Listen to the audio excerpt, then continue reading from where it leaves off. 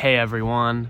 Today, Keith and I are going to be talking about something I covered in an ethics essay that really stuck with me: the biotech industry and how it walks the line between saving lives and making a killing.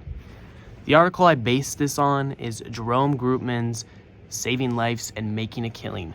It dives into the messy ethics behind companies that develop life-saving drugs but also hike up the prices so that nobody can buy them.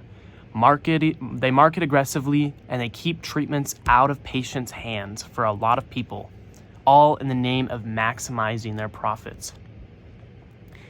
In my essay, I examined this through two major ethical frameworks: Kantian ethics, which say we should treat people as an ends in themselves and not as a means to an end, and Rawls' theories of justice, which argue that inequality is only just when it benefits the least advantage. Through both lenses, the industry fails extremely hard. Surprise, surprise. Companies are more focused on which drugs will bring in the most money instead of what people actually need. They spend more on marketing than development. They use patents to create monopolies on essential drugs. And while executives and investors make millions, the scientists and researchers doing the actual work often feel cheated.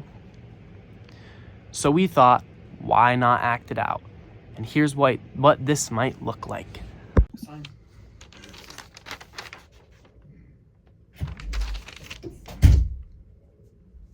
Keith, we need to talk. Hey Sammy, have you seen the profits this quarter? Off the charts? Yeah. Okay. But have you seen the people who can't afford your drugs because your company has made them so expensive? I mean, that's just business. I mean, we own the rights to the drugs. Supply and demand, baby. Okay.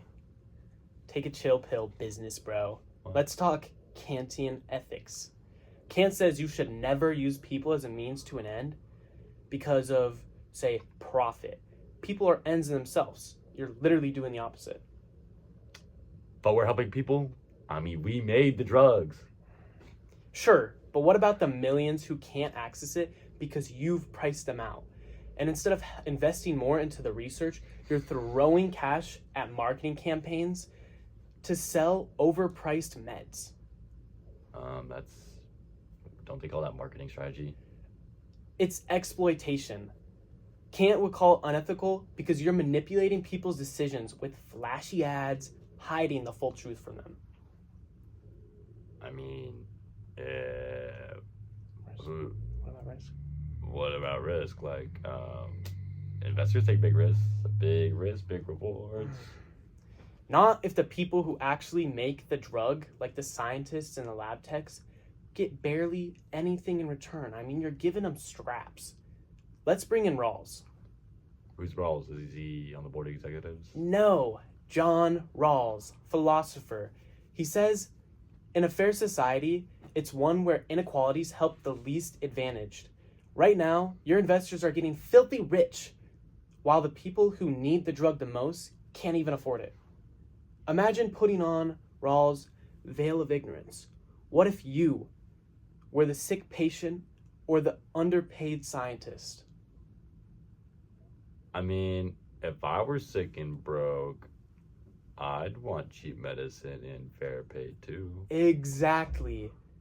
That's the point. Ethics isn't about profits. It's about people.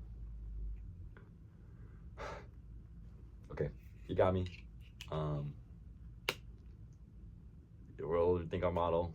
Let's lower drug prices, fair compensation for the real workers, you say, and maybe even ethics trainings for the big CEOs, the executives, the board. Now that is what I call a reform plan.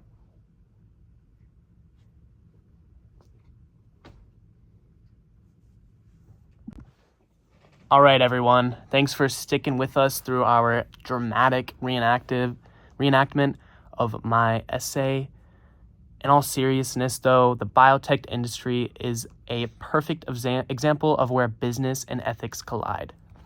Companies just justify massive profits by pointing to the high risks and long timelines involved in drug development. And while that's true, the ethical cost is way too high. Through Kantian ethics, we see that these companies violate human dignity, patients are turned into data points, marketing targets, and profit margins. And through Rawls's theory, we see that only benefits the powerful, not the vulnerable. It's not fair and it's not just. People are being gypped out of their money. They're doing too much work. They're putting too many hours and to produce a drug that people can't even afford. And who's making all the money? It's the CEOs and all the investors and shareholders, which just shouldn't be the case. So in my essay, I argued that real reform means making life-saving drugs more accessible, giving more of the profit to the people who actually make the innovation happen, and changing the way we think about patients. Changing the way we think about patents, pricing, and marketing. If we can shift from how much we can make to how many we can help, the industry could still be profitable without sacrificing ethics. It's not just about following the rules, it's about doing what is right. Thank you.